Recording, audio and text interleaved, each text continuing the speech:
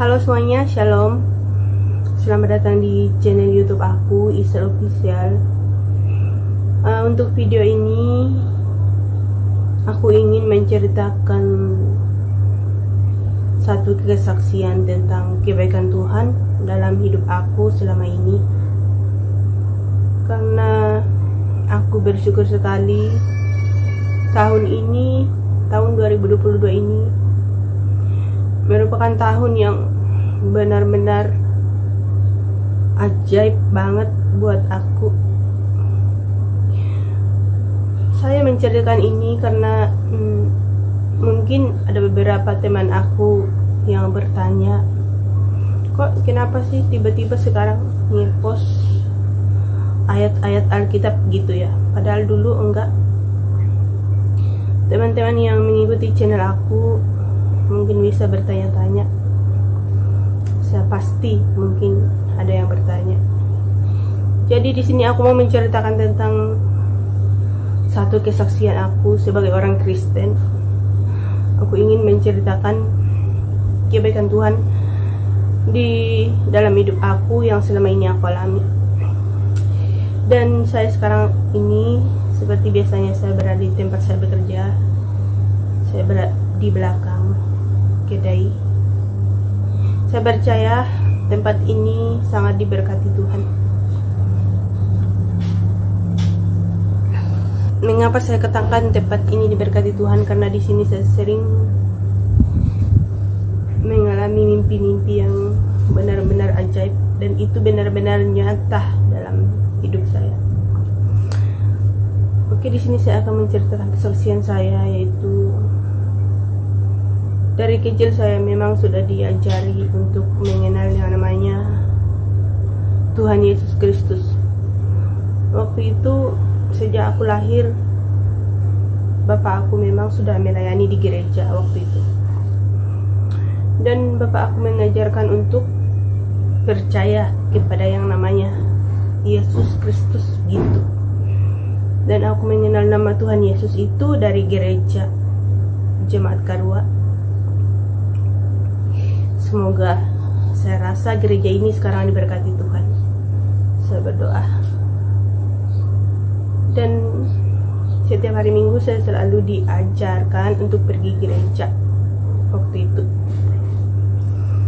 Singkat cerita, bapak saya melayani di gereja waktu itu. Dia punya Alkitab yang sangat tebal sekali. Setiap malam dia membaca Alkitab, setiap malam. Saya buktikan dengan mata kepala saya sendiri. Setiap malam dia baca Alkitab, baru dia tidur.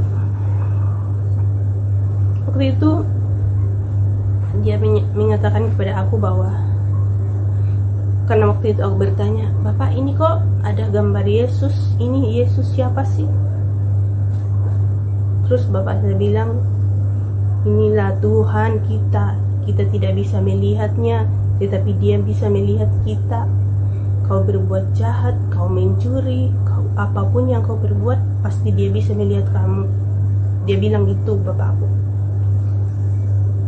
Waktu itu saya cuma baru mengenal yang namanya Yesus, cuma namanya, tapi aku belum mengenal secara pribadi. Waktu itu tahun berganti demi tahun berganti tahun, masalah datang, aku cuma bisa menyaksikan dengan mata aku sendiri. Bapak saya waktu itu sering difitnah, dijelek-jelekin. Orang tua saya sering difitnah, dijelek-jelekin. Tetapi waktu itu setiap ada masalah, bapak aku selalu bilang, ada Tuhan yang tahu, ada Tuhan yang tahu. Apapun dia selalu bilang, ada Tuhan yang tahu. Jadi setiap dia ada masalah tuh dia selalu bilang begitu. Terus ketika 2015 kemarin, 2015 bulan 3 saya pergi merantau. Bulan 3 waktu itu 2015. Saya masih ingat waktu itu bapak saya mengantar saya ke stasiun bus di Toraja. Ketika aku sudah mau naik bus ya, aku salami bapak aku pamit, bapak aku pergi merantau ya. waktu itu bapak aku bilang pokoknya kami waktu itu kami bersalaman, terus dia menumpangkan tangannya di kepalaku. Dia bilang waktu itu, hati-hati di jalan, kalau sampai di sana kabarin, sambil ia berkata, ingat satu ayat Alkitab, kalau ada orang yang menampar pipi kananmu, berikan pipi kirimu. Jangan dilawan ya, tetap rendah hati. Itulah warisan yang orang tua aku berikan, yang bapak aku berikan waktu itu. Dan saya tidak tahu kalau itu adalah perjumpaan terakhir. Itu adalah salaman terakhir aku dengan bapakku waktu itu, ketika dia mengantar aku pergi stesen bus waktu itu.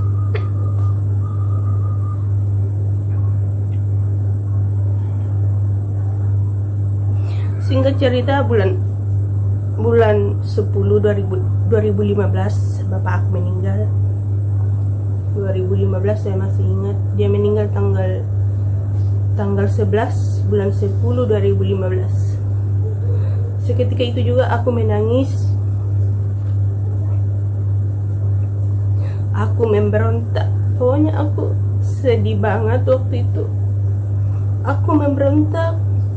Aku menyalahkan Tuhan waktu itu.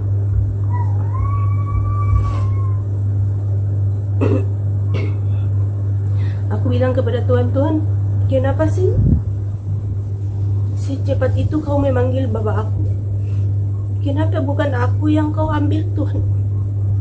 Waktu itu aku menyalahkan Tuhan.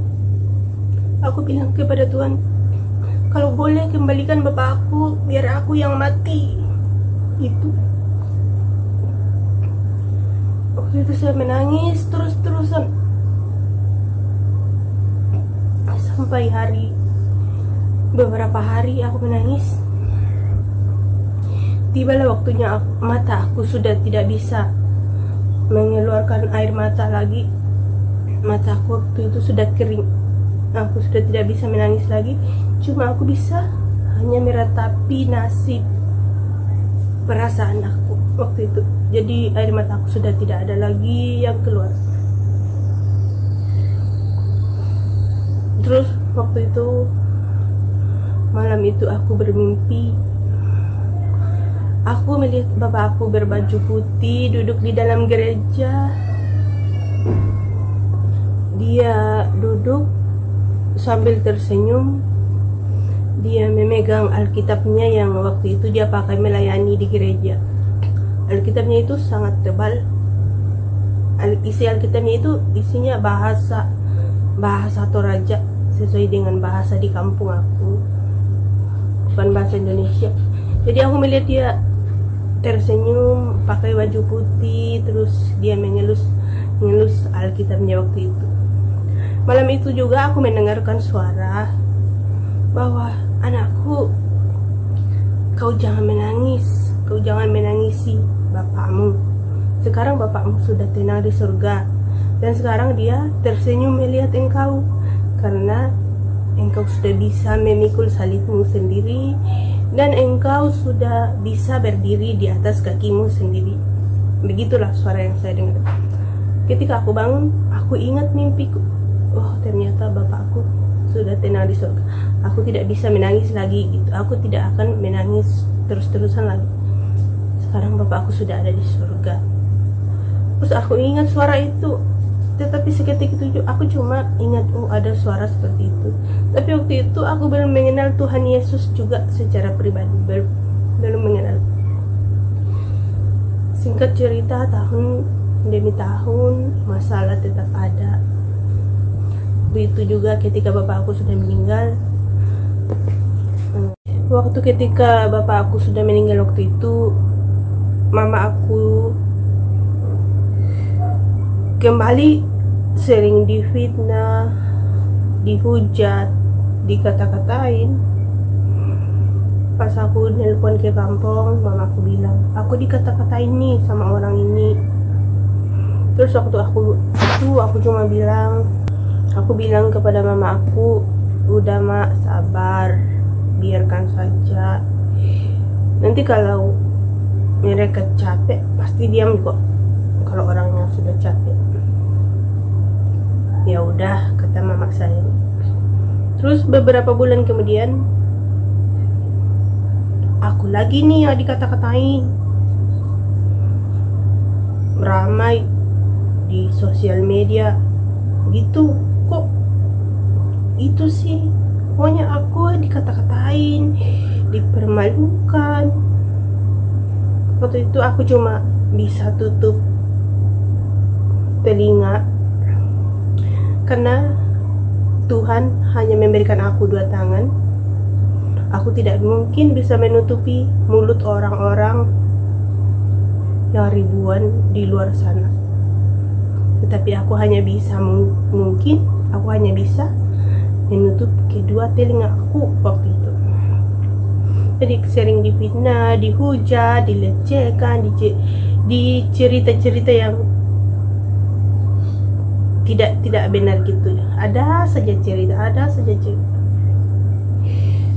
Ya, sampailah ketika corona datang, aku bersyukur sekali Tuhan tetap ada. Jika di luar sana banyak yang kesusahan makanan, kesusahan tempat tinggal, mau masak tidak ada beras, tetapi aku bersyukur Tuhan tidak meninggalkan aku. Tetapi waktu itu sekali lagi aku belum mengenal Tuhan Yesus secara pribadi. Aku cuma mengenal ada yang namanya Yesus yang harus kita puji dan sembah dan muliakan. Terus ketika itu, waktu itu kok saya kepikiran, loh, kan suami saya kan Muslim, saya Kristen. Waktu itu aku juga berdoa. Waktu itu aku berdoa kepada Tuhan Yesus yang namanya Tuhan Yesus yang belum aku kenal, cuma hanya kenal dari dalam gereja saja. Aku berdoa, ya Tuhan, aku pernah menyangkal Engkau Tuhan.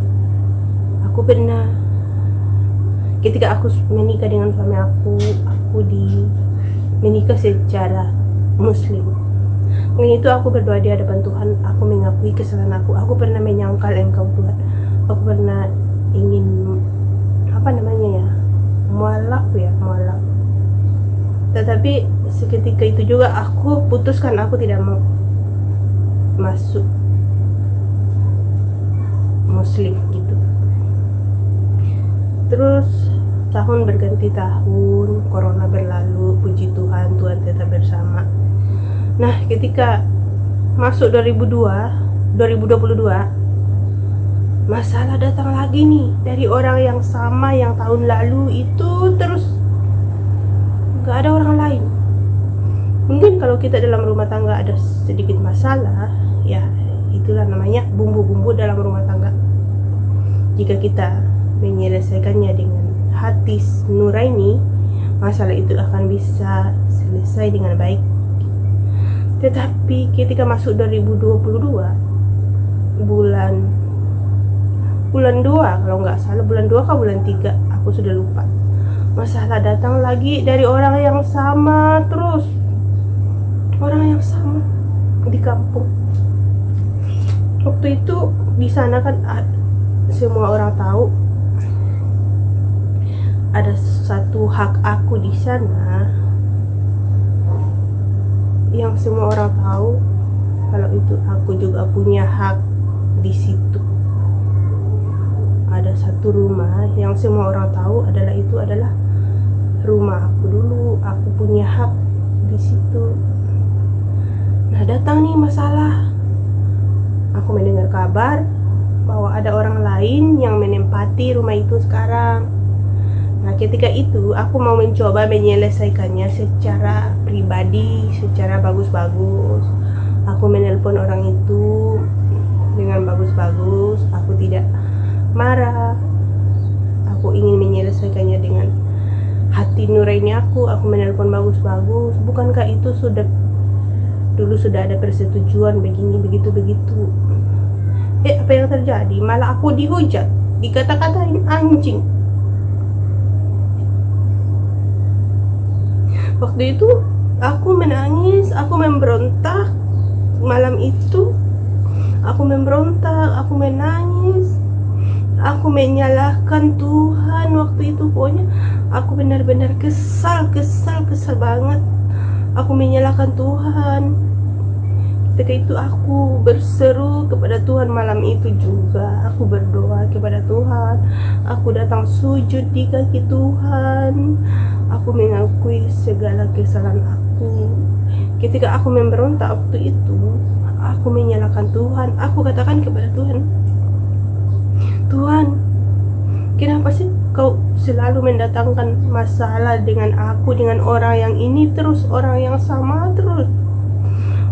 Bukankah dulu kan aku sudah pernah berdoa kepadamu Tuhan, bahwa aku tolong jauhkan aku dari orang ini. Aku gak mau ada masalah lagi dengan orang ini. Aku sudah mengampuni mereka yang selama ini menghujat aku, memfitnah aku Tuhan. Kenapa sih kau mendatangkan masalah lagi Tuhan? Padahal dulu ketika ada masalah, bapak aku yang selalu membela aku. Sekarang bapak aku sudah tidak ada Tuhan. Siapa lagi sih yang akan membela aku? Tuhan, pokoknya aku bilang kepada Tuhan, mana engkau Tuhan? Mana Tuhan Yesus yang selama ini aku puji? Mana Tuhan Yesus yang selama ini aku sembah? Mana Tuhan Yesus yang selama ini aku sebut-sebut namanya? Tuhan Yesus, ya Tuhan, ini aku benar-benar suntuk. Aku tidak tahu apa yang harus aku lakukan. Aku ingin meminta petunjuk kepada Tuhan gitu. Malam itu juga aku berdoa.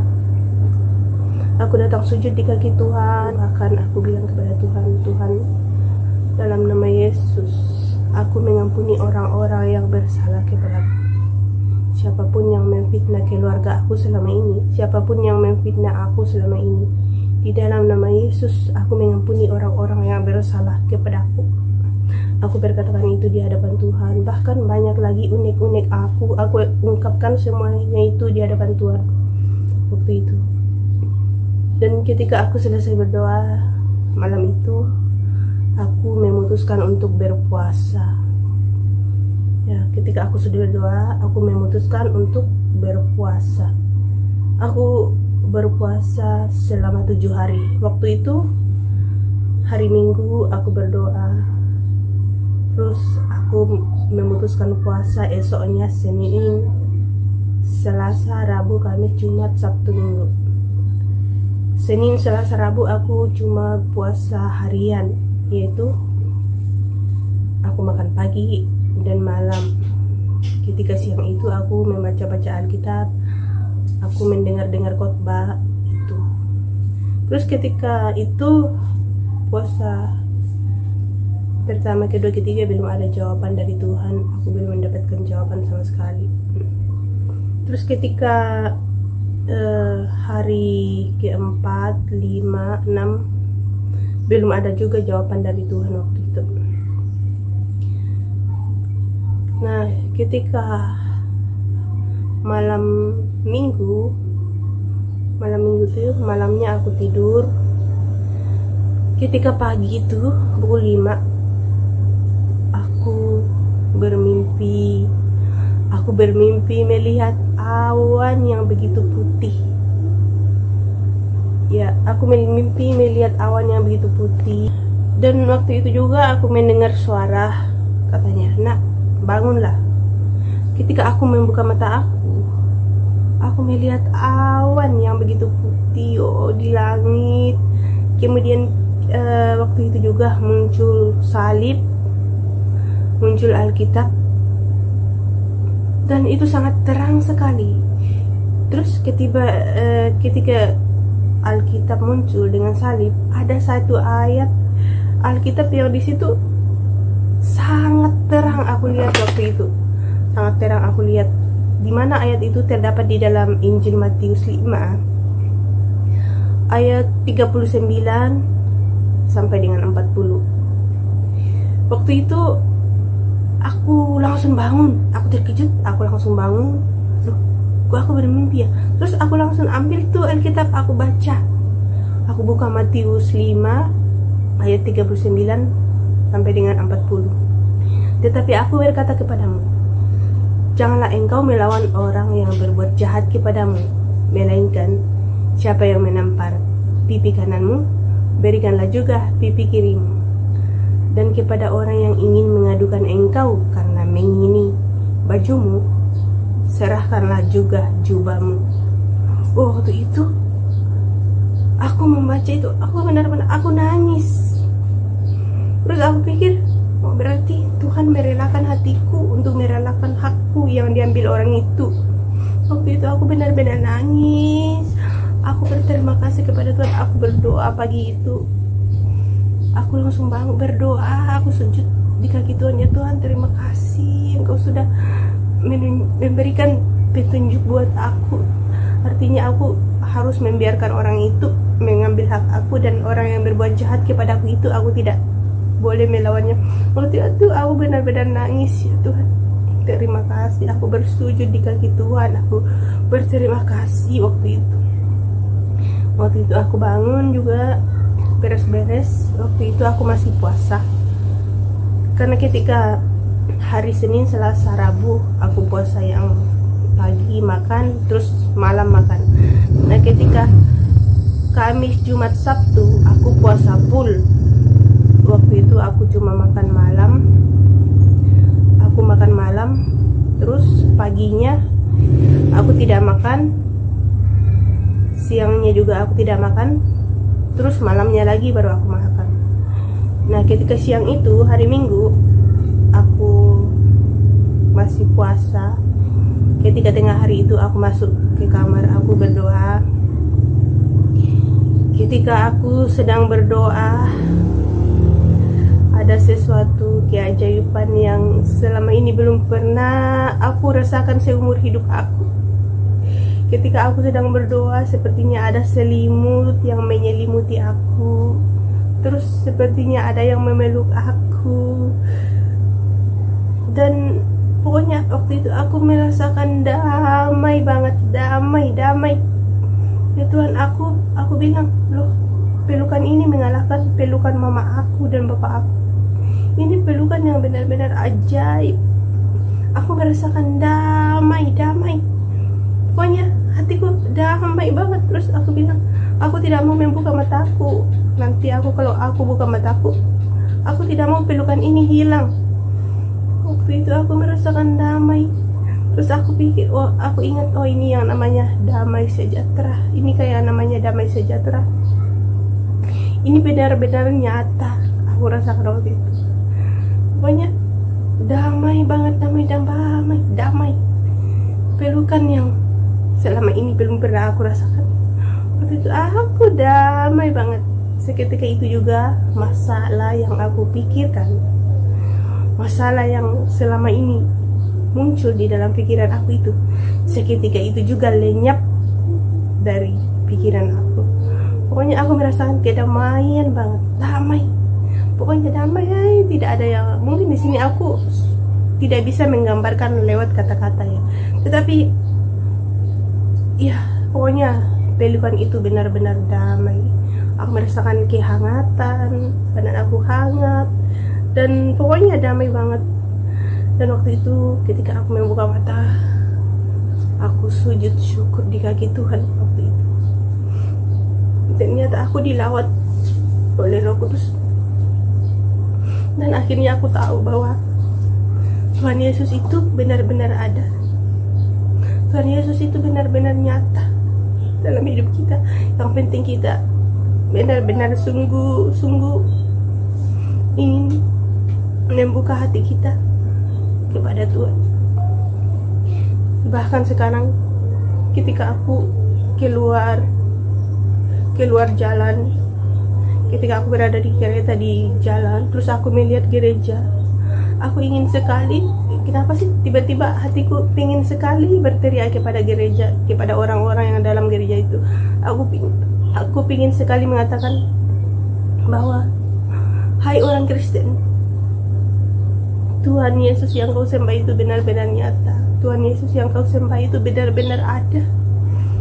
Aku ingin sekali berteriak kepada orang-orang yang dalam gereja itu, tapi aku hanya bisa menepuk dada aku sambil mengatakan, Tuhan Yesus, terima kasih Tuhan Yesus. Aku cuma bisa mengatakan terima kasih kepada Tuhan Yesus. Ya itulah kesaksian saya.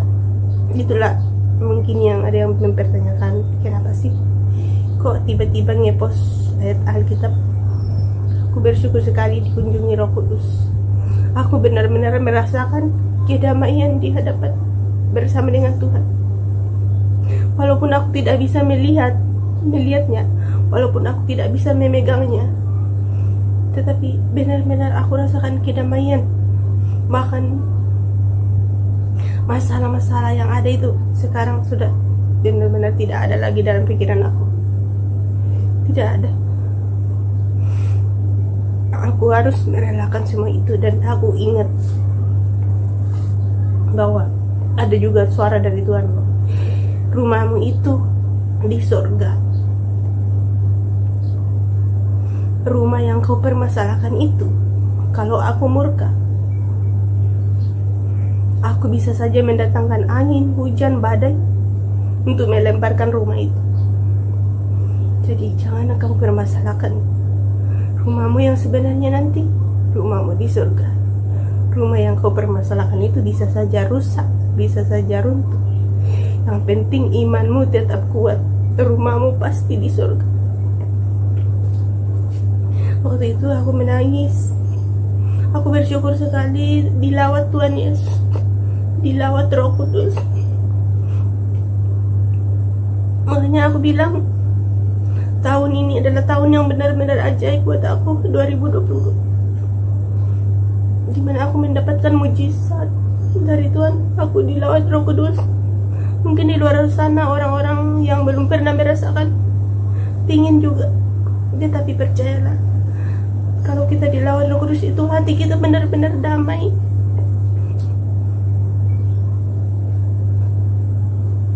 Jadi percayalah, Tuhan itu benar-benar ada, Tuhan Yesus itu benar-benar ada. Itu nyata sekali. Dan aku cuma mengatakan, terakhir aku bilang kepada siapapun yang menonton video ini, tetap percaya pada Tuhan, tetap andalkan Tuhan dalam hidupmu. Kalau ada masalah, larilah kepada Tuhan. Jangan lari kepada manusia, tetapi berserulah kepada Tuhan. Tuhan yang sama yang datang melawat aku, Roh Kudus yang sama yang datang melawat aku, akan datang ke tempat saudara dimanapun saudara berada. Itulah kesaksian aku. Semoga jika ada saudara yang mendengarnya dimanapun berada, tetap andalkan Tuhan. Kalau ada masalah, sekali lagi berserulah kepada Tuhan, berdoa, lakukan apa yang Tuhan mau. Oke, inilah kesaksian saya sebagai orang Kristen. Saya percaya Tuhan Yesus itu ada, dan saya juga bersaksi dalam nama Yesus, aku tidak ingin meninggalkan agamaku sebagai Kristen. Terima kasih. Shalom. Salam sejahtera buat kita semua, dan Tuhan menyertai kita. Haleluya. Mungkin di luar sana ada yang bertanya, apakah kalau kita dilawat oleh Roh Kudus, kita sudah tidak punya masalah lagi? Itu tidak benar. Selagi kita masih hidup, selagi kita masih ada di dunia, masalah tetap ada. Tetapi percayalah, setidaknya kalau kita sudah dilawat oleh Roh Kudus, kalau ada masalah, secara tidak sengaja masalah itu akan kita selesaikan dengan hati lembut, hati nurani. Kita selesaikan dengan baik, tidak bersungut-sungut. Dan percayalah, di dalam masalah yang Tuhan berikan itu ada keajaiban dalam masalah itu. Karena ketika kau dalam masalah, disitulah Tuhan memproses dirimu. Mungkin ada yang bertanya, aku selama ini kok ceria banget. Iya, selama aku di laut Tuhan Yesus kok aku selalu merasakan kedamaian. Makanya tuh aku selalu ingin memuji-muji Tuhan terus. Ketika aku siaran langsung di Facebook, aku tuh selalu pusing lagu rohani gitu, karena aku selalu merasakan sukacita banget. Masalah tetap ada, tetapi ya sepertinya masalah itu di luar pikiran. Hati selalu damai gitu. Jadi jangan bilang kalau kita sudah dilawat Roh Kudus itu kita sudah tidak punya masalah. Tapi selagi kita masih ada di bumi, masalah tetap ada. Tetapi percayalah, di balik masalah itu akan ada satu tujuan Tuhan gitu. Jadi aku juga bersyukur kepada masalah-masalah yang datang dalam hidup aku selama ini. Selama ini aku diremuk-remukkan, tetapi di dalam peremukan itu ternyata ada kuasa Tuhan. Aku sangat berterima kasih terhadap masalah yang menimpa diriku. Sekarang aku sudah bebas dari masalah itu, dan aku bersaksi di hadapan Tuhan bahwa masalah itulah yang membuat aku kuat, dan dari masalah itulah Tuhan melawat aku.